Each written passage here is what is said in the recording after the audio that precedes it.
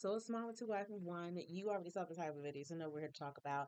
So Bridgerton season four, the last four episodes, part two dropped today, February 26, 2026.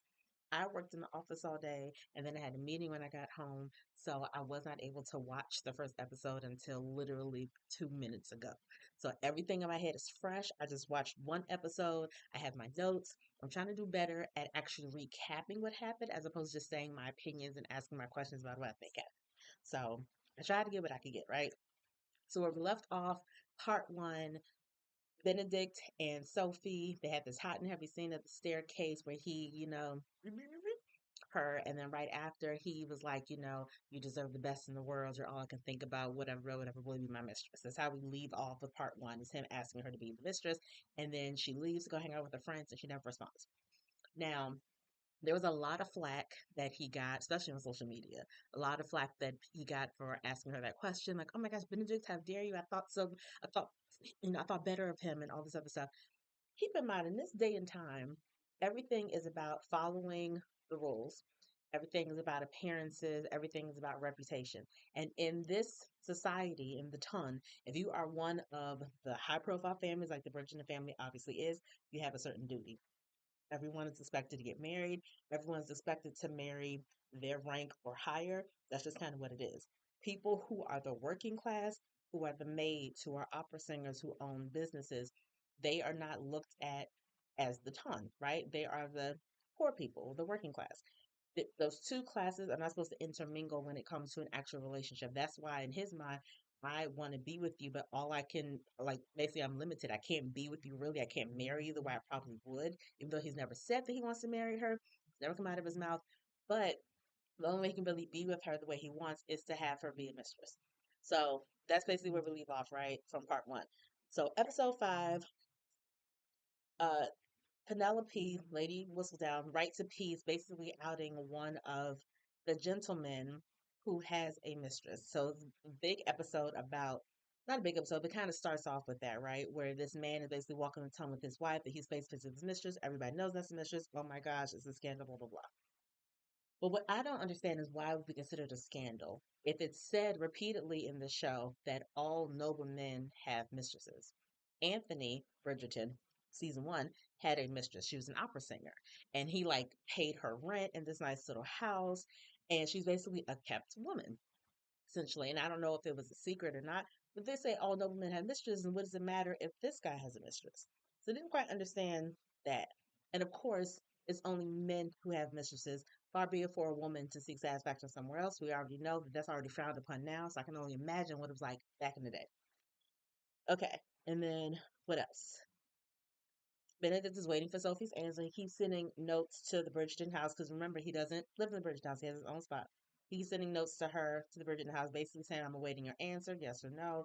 And she burns every single letter that he sends. Because she's like, how can you be so stupid to think that I would want to do this, that I would be jumping at the bit to become your mistress, right? So in addition to that, Sophie runs into her friend Alfie at the market. Alfie used to work at Lady Pembroke's house when she was the maid there. But now that they have moved, remember that family that she worked for, her stepmother and stepsisters, they have moved right next door to the Bridgertons now. So the house where they lived, where Sophie grew up, is now has a different master there or a different mistress or whatever. And so Sophie just wants to meet with him, catch up with him. And what I love that the show did is she's updating him on everything that's happened in her life. Essentially, what she's doing is she's recapping episodes one through four of part one. So I was like, this is great because this is for Alfie's sake, but it's definitely for ours too. And I love the way Alfie says, and he's like, Sophie. He has an accent. It's like when he says her name. This always tickles me a little bit. So Alfie knows all about Sophie's plight, and he basically doesn't understand why she wouldn't want to be mistress. He's like, basically, you'd be a kept woman. You wouldn't have to worry about money ever again. You get to have your freedom. Like, I don't understand. And I guess from another servant standpoint, I can, especially a servant who is a man who does not have that as an option, right? Again, it's not talked about. I'm assuming it didn't happen that much, where a woman of nobility would take on, not called mistress, but I don't know what the Regency term for a side piece would be. But it's not common for a woman to have a man on the side that provides her that physical comfort, a man she could really be in love with, while her husband, who's the noble person, is someone she just has on her arm as arm candy. So I guess being a male servant and knowing that he doesn't have that as an option, I guess I can understand from his standpoint why he would scoff at Sophie turning down something like that. Because I'm sure if he was like, if I had my way and somebody would put me up in a lap of luxury and I ain't gotta do no work, absolutely I'm gonna do that. So I understand, but I just don't understand why a lot of people don't really get her point of view. Because again, they're just probably like that's just the way things are. Just because the way things are does not mean that's a good thing. Does not mean things should stay that way. But that's a whole nother story, a whole nother video for a whole nother day. So Benedict seeks counsel from Mr. Mondridge. Now, at first, when I wrote that down, I said, oh, he needs his brother because Benedict don't really have no friends. And he has an older brother, but Anthony hasn't come back yet this season. So at first, I said he needs his brother. But then Mr. Mondridge gave him the advice that he gave him. I was like, oh, no, his brother wouldn't give him this kind of advice. Actually, he does need Mr. Mondridge. Mr. Mondridge basically told him that when Benedict told him I asked her to be my mistress and she hasn't responded. He said, did you tell her that under other circumstances, if she was a woman of nobility, that you would be more than happy to court her, that you would be more than happy to marry her? Did you tell her that you can't stop thinking about her, that you actually love her or like her? And of course he didn't because Benedict is Bridgerton at the end of the day and they always make mistakes initially. And one thing Mr. Mondrian told me said two things that I thought were really good that I had to write down. He said, no one wants to be hidden. And he said, how can a woman trust you to navigate a complicated life with her, but she cannot trust you to navigate her feelings? I was like, ooh, that was a good line. And Anthony would not have said anything that deep. I don't care how in love he is, he's not going to be that deep. So he talked to the right person.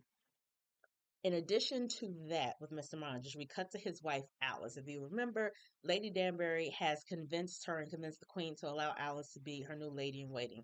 Because the Queen let go of a lady in waiting who basically got pregnant. She was like, oh, okay, well, since you decided to get knocked up and messing up my plans, you just going about your business and you don't need to come back. And Alice looks miserable. She looks like a Stepford wife. And it's very apparent that Lady Danbury is trying to groom her to replace her so that the queen can have a friend and be happy and Lady Danbury can dip out and travel a little bit. It's very clear that's Lady Danbury's goal. That is not the queen's goal. The queen has Alice stand in the back holding a Pomeranian like all the other three ladies in waiting, not really saying a word to her, all dressed alike. I feel like and I don't know when that started because when we had the Queen Charlotte spinoff and we saw Lady Danbury as a lady in waiting, all the ladies in waitings wore their own clothes. Like none of them wore the same thing. Like now all the ladies in waiting have the same outfit on, the same wig. They're basically kind of seen and not heard. They weren't like that when Queen Charlotte first became Queen Charlotte. So I don't know when that switched, that now they all need to look uniform and basically just kind of be pretty mannequins standing behind her. And I feel like that's not Alice's personality. Like Alice is doing it now because just kind of getting used to it. But in the long run, Alice ain't gonna be for just standing there like she's some average chick. That's not really her personality. So we'll see what happens with that. Yeah, we'll see what happens with that. But the question I did have was she fired the woman, her lady in waiting, who got pregnant and was like, I just need some time off basically to have the baby and then I'll come back. She fired her. But Alice has three kids at home and she has a husband. And I wonder if the other ladies in waiting have families. Because if the queen, basically the whole day you're just standing there, right? Behind the queen, following her around. You're going with her to every single ball that she attends. I don't think she attends every ball, but still got to go with her to these balls. And I don't know what other activities that she does with these women throughout the day. But do those other women have families? And Alice's kids are on the youngish side too. So I'm curious how that's going to work in the future as well. Like, is she going to spend less and less time with her husband? If she's accompanying the queen to a ball and she's the lady in waiting and her husband's there, that means she can't stop and dance with her husband. Like, I'm very curious what those rules are because we haven't really seen that yet. So I want to see it. We'll see what happens. At the Sterling home with Francesca and John, John is having a good old kiki with his cousin Michaela. They are staying up to 4 o'clock in the morning having a good old time. Francesca comes down and puts a stop to all that is. She's like, look, we got to get up in the morning. We got to have breakfast. And I will say I understood her getting frustrated with Michaela because Michaela is trying to be like, well, why don't we just eat breakfast later? Why do we have to eat breakfast at this time? Well, maybe we can let the cook have the day off and we can get our own food. I'm like, you ain't the woman of this housewoman. I understand this is the Sterling home. Your last name is Sterling. That's very nice. But as soon as I married your cousin, I became the woman of this here house. So don't be trying to come up in here and make no new rules and mess up the flow that we got going on. Because I don't like that. So it was the first time I felt like Francesca got really frustrated. and just kind of raised her voice. And she's made it very plain that she does not care for Michaela. And we really don't know why in the beginning. We just know that there's some kind of friction there. She doesn't really talk to her directly. She just she's kind of all over the place. So we have that moment. Hyacinth is still pissed off at Eloise. She bans her from her recital. So I guess because Hyacinth has been taking these lessons for dance and like how to conduct yourself at a ball and how to do seating charts, like everything a lady's supposed to know, she has this recital with her other young ladies and with other young men so that they can show all of the things that they've been learning in their lessons. So essentially, it's like almost like a debutante ball, except it's like a pre-debutante ball. It's like, hey, let's, all the stuff all the dances we've been doing privately in our own homes, let's put it into action and let's see if it actually works. So she's really excited about this recital. Obviously, she does not want Eloise to come. She was like, she didn't want to be part of my lessons. I don't even want that chick showing up. I don't want her energy there. Forget her. So since Hyacinth essentially banned her from that part of her life, Violet is like, okay, well, Eloise, our agreement was that you would accompany her to do those things. Since you're not doing that anymore, now you're back on the marriage mark. Welcome back to the marriage mark. Let's figure this out. Eloise can't run for losing. She hasn't really been used, I feel like, that much this season. So I feel like this is my prediction. This is an early prediction. Bridgerton has already been um, approved for season 5, right? My prediction is that because we've seen Eloise have her butt handed to her essentially the first 3 seasons of Bridgerton. And because we're kind of setting it up where she's on the marriage mark, she doesn't really know what she wants to do. She's had several people tell her, you're all talk, but you ain't no action. She's kind of like been nitpicked at a little bit. I feel like she's in a space where she doesn't really know what to do or who she is. Her Eloise is the 5th child, right? Her first 4 siblings, 3 of them are married. One is most likely going to get married by the end of the season. And then she has 3 younger siblings, one of whom is married. The other 2 are ready to start dating and out there. And so Eloise is kind of the odd person out. And even though there are 8 children, there's technically not a middle child. Eloise being the 5th child is kind of sort of in the middle because she starts the latter 4 children, right? So I feel like this is all leading to her having her season for season 5. That's my prediction. They haven't announced anything yet. They never announced anything until like well past, not well past, but they won't announce anything for a while. But I strongly believe that the next season is going to be about Eloise. So we'll see. Don't hold me to it because I don't know nothing, but that's my spidey sense will tell me. Back to episode 5. um, Sophie asked Violet to write her a letter of recommendation so she can go back to the home where she grew up. Because again, her stepmother isn't living there anymore, so she's like, "Well, I can go back and I can just, I'm comfortable there." And all the stuff with Benedict, because at this point she still hasn't given him an answer. She just hasn't seen him. She's like, "I don't even want to be around here anymore. Let me just go somewhere else." So Violet agrees to do that, but Violet is smart. Violet pieces like things together, and she's like, "Okay, I like this girl a lot, that I can tell she's running from something or she's hiding something." So she asked her own personal maid to do a little digging into Sophie's background to see who she really is, see who she worked for, find out any information that she can, right? So we have that happening. Also, Violet asked the maid, "Hey, can you invite Lord Anderson to come to Hyacinth's recital?" She's ready to finally bring her man around her kids. Now, we don't know in what capacity just yet. We don't know if she's going to flaunt him around and say, "Hey, this is my new boo." I doubt it because Violet ain't really that bold like that. And she's always awkward talking about things that are like really intimate for her. But we'll see. But that's the first step that she's inviting him personally to come to a family function. So I was like, oh, okay. And the face that her maid gave, she turned around. I love facial expressions. I love how your facial expression can say so many things without you saying a word.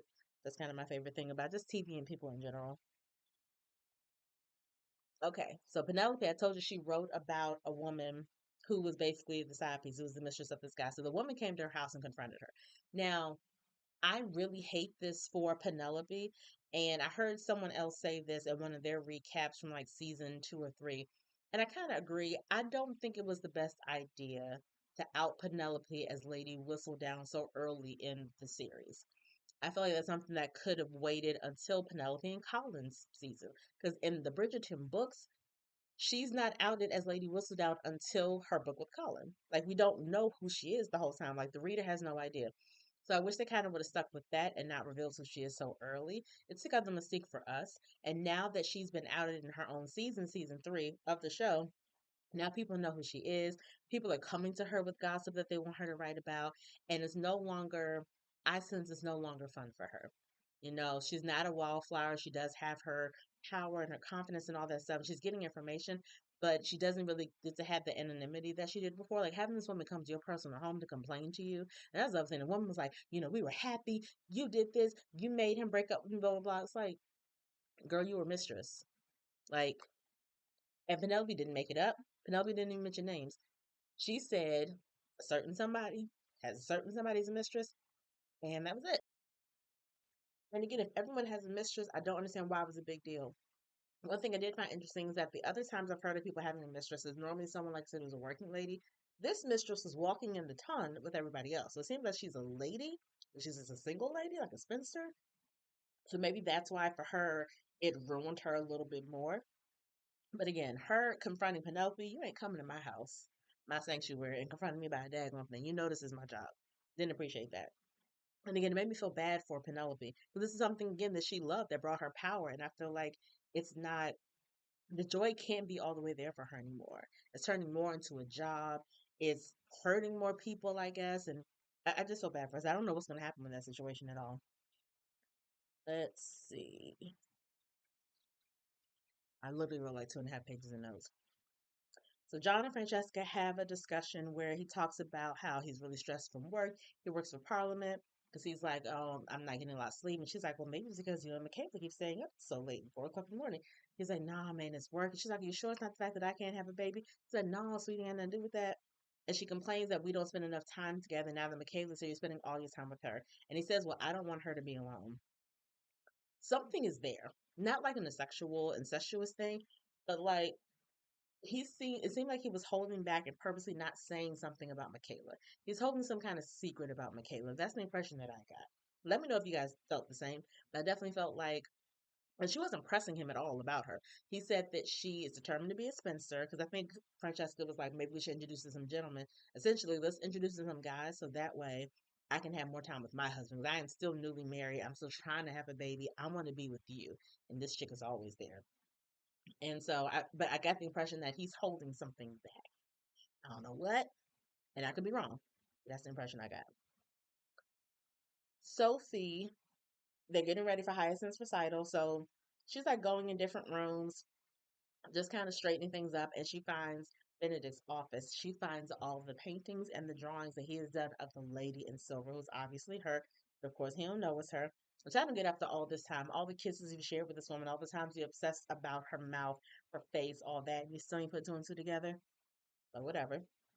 So of course, while she's looking at it, he comes in, and so she, to his face, finally rejects his offer and tells him, "No, like I'm not going to be your mistress. I don't want that." And she's explaining to him, he's saying, there's nothing I can do. There's literally no way I can be with you. And she sees all the pictures of the lady in silver, and she asks him, "If you knew who she was, if you found her, would you have also asked her to be your mistress? Would you have stolen kisses? Would you have potentially ruined her? Like you're doing that to me." And she said, "I may not be as high as a lady, but I refuse to be that low. I refuse to be in a position where you are going to make me sacrifice my grace and my virtue." I was like, oh, tell him. Because again, as a man of a certain position, of course you're not thinking about what this is going to do to her. Of course, it doesn't cross your mind that she could be ruined for everyone else. Because far be it for a person who is a maid to have visions of wanting to get married herself. Like, why is that impossible? How do you know that's not her ambition to actually get married to, no, not to a noble person, just married in general? But why would you think she would want to settle for something like that? So I love that she put him in his place and she like was like, dude, relax. So he goes to not the Featherington, I guess the Collins house.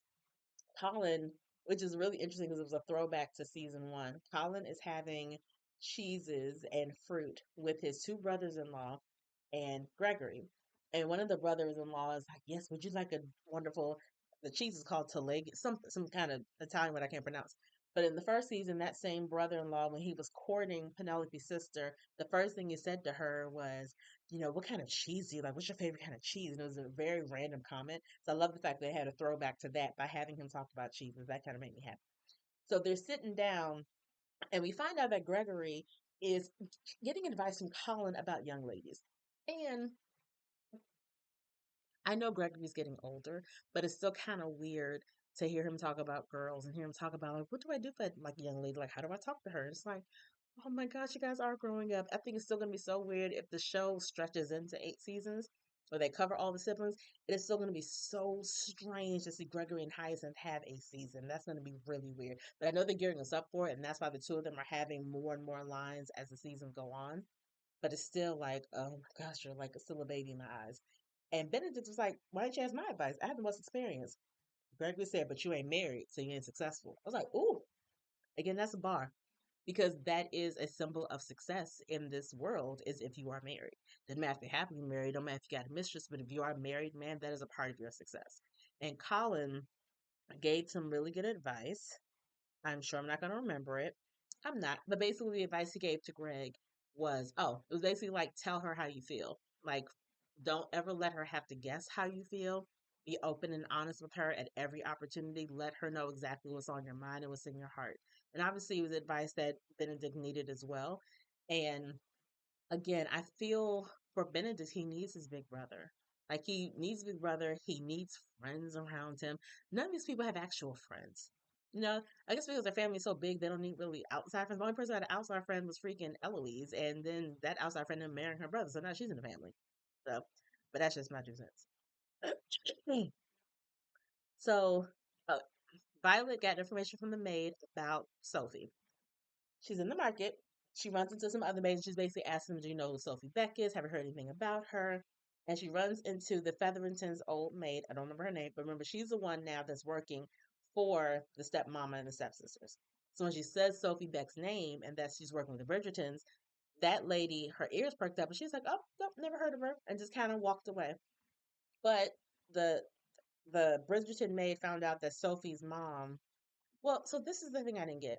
She said one of the maids worked for a Miss Beck, which had to have been Sophie's mom. They were like, oh, well, Sophie has her last name, so I mean, Sophie must have been illegitimate. And then Violet didn't ask any follow-up questions. I would still have questions. Like, so what does that mean? Where did she work for her? So was she just a woman who lived by herself? Was she a spinster? Was she a mistress? Was she widowed? Like, I'm going to ask follow-up questions. So I was kind of disappointed that Violet didn't ask anything else. But she did say something under her breath that was key. She was like, oh, I was hoping she was legitimate so she could be suitable. Violet don't miss a daggone thing. She knows that Sophie, with how cultured she is, the languages she knows, how educated she is, how nice and sweet she is with the girls, she knows that she'll be a perfect match for Benedict. And in this episode, we see her noticing how Benedict and Sophie keep eyeing each other. It's like, oh, okay, there's definitely something there. Violet always knows. For everybody else, she knows. So I thought that was, she said it very quietly and was very like throwaway line. And I was like, all along, Violet was trying to get Sophie to be with Benedict. Got it. I see that. And then, okay, so the former Featherington maid gets back to the house, kind of gets into it with the lady of the house, and to save her own self and save her job, she was like, I found out about that girl, Sophie Beck.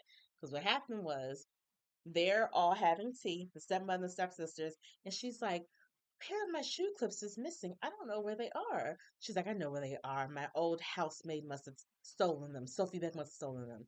And if you remember the episode where Sophie Beck got fired, Sophie Beck, when Sophie got fired, the nice stepsister gave her the shoe clips for her to pawn, saying, this is all I could take. I hope you get something for it. Good luck. Because she's the only one who actually really liked Sophie and was, again, is the nice one. I was so upset with her for not opening her mouth and saying something. As soon as they said, oh, Sophie must have stolen them, she could have spoken up and said, well, actually, I gave them to her. No one stole them. I lost them. Or she could have said something to save Sophie. She said nothing. And then old Featherington maid said, oh, well, I found out Sophie Beck is working at the Bridgerton house, which is right next door. So now you done thrown the chick under the bus, and all she's trying to do is make a living and stay out of everybody's way. So didn't care for that. She's a terrible woman for that. Hyacinth came down with her. I think when you're a debutante, you have like a court, so it wasn't like an official court, but she came down with her girlfriends and all the little boys already down there. I love that in her entourage was two women of color and a plus size friend. I was like, the inclusivity of the show was always top notch. Always been very, very appreciative of that. I said seeing Gregory eyeing girls is cute, especially a black girl. There's like a little black girl that he was like, oh, and he talked to Colin, he's like, she is divine. Like, oh my gosh. And they do this dance where they have to switch partners every other beat of the song. They finally gets a chance to dance with her. I think he asks her, like, can I inquire about your interests? Which is so formal. And I guess what that really is supposed to say is, I'd like to get to know you better. But he doesn't get a chance to talk to her really. And Colin's like, well, how'd it go? Gregory says, I think I'm in love. It's like, again, they're so young that it's hard to really merge the idea of him dating. It's like, okay, I guess. And then Hyacinth she didn't get her heart broken. She got disappointed though because she has heard that at a ball, and Daphne told us. So I love that they mention the siblings that are not there sometimes. But she's like, well, Daphne told me that at a ball you have lemonade, and basically a true gentleman, if he likes it, he'll get you some lemonade. So she's talking to this guy, and she's like, I enjoyed our dance. It was great. She's like, but I am kind of thirsty. He's like, oh, I am thirsty. I'm going to fetch some lemonade. And this man goes, gets a glass of lemonade, drinks it, and then walks off. And I'll bring her none. Like, well, clearly he's immature and he ain't ready to court you. But I thought that was funny that that's kind of the marker for, oh, a guy likes me, he brings me a drink.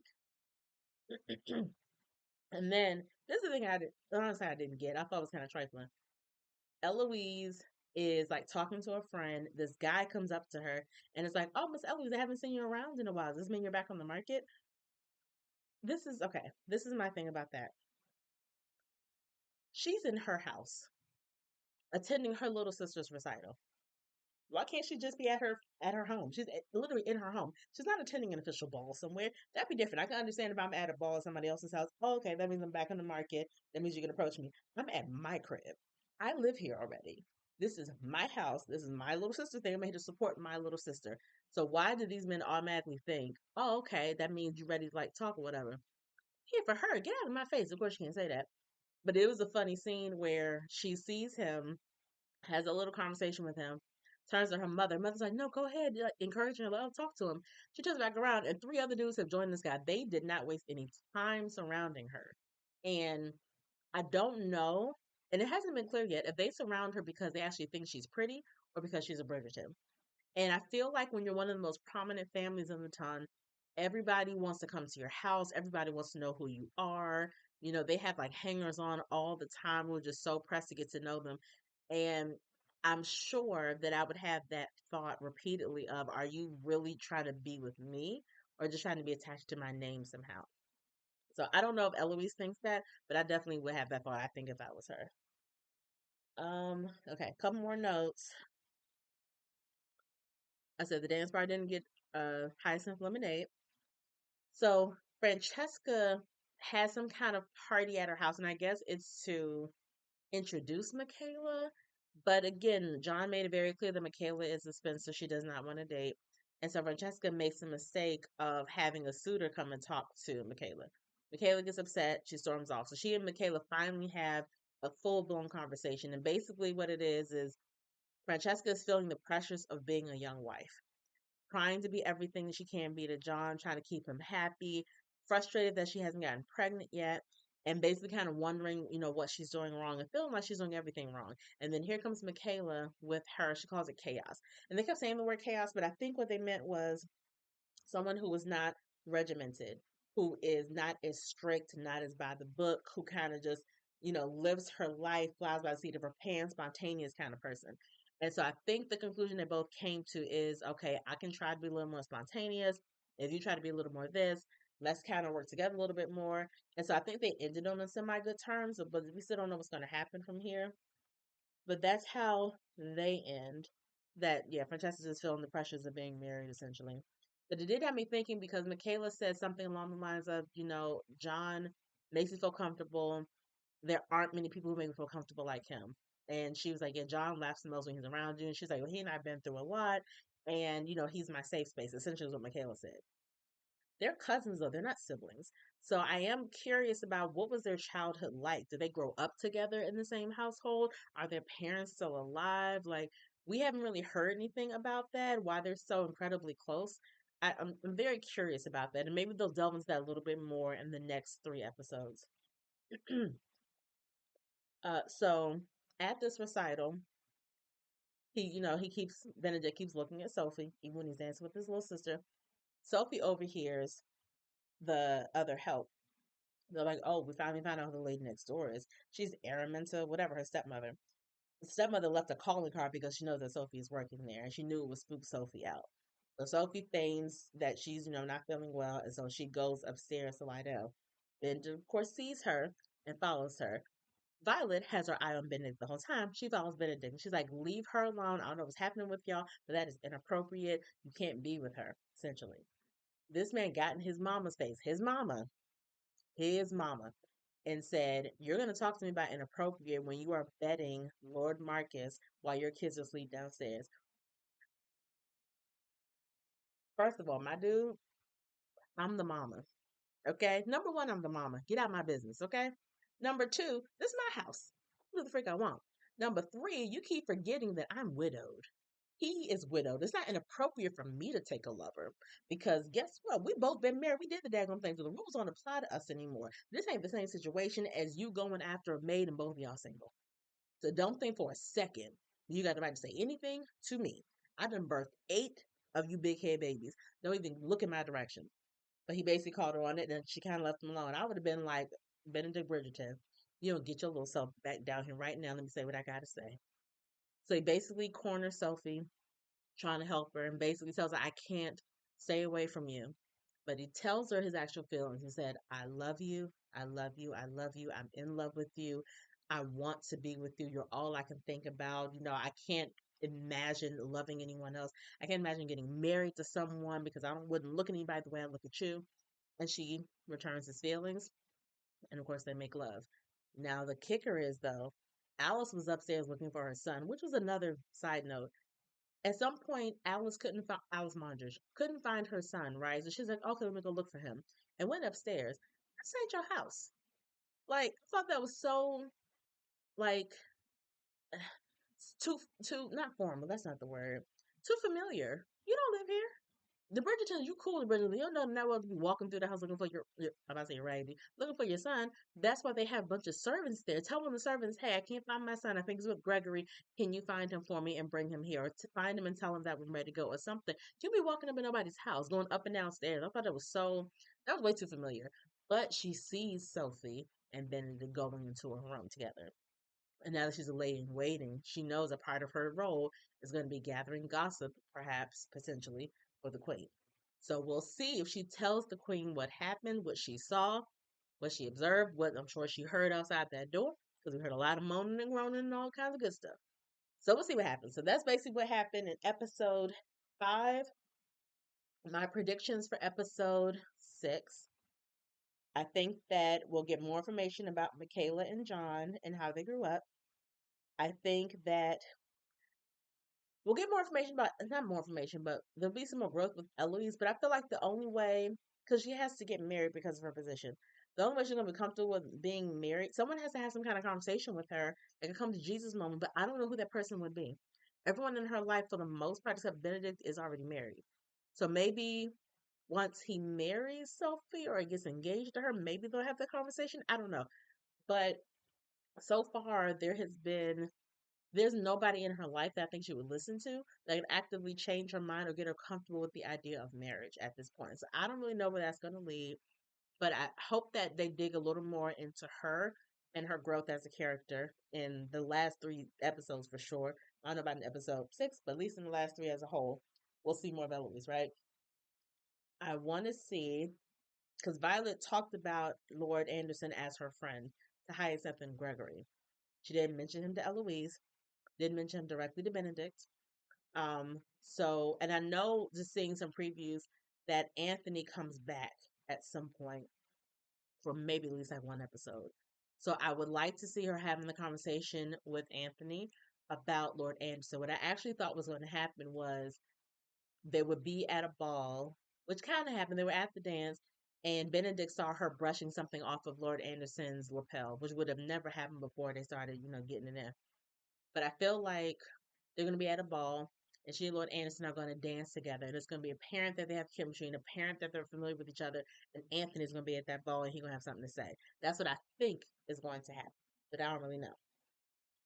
I want to say for Sophie and Benedict, obviously her stepmother's right next door and she knows that Sophie is next door now too.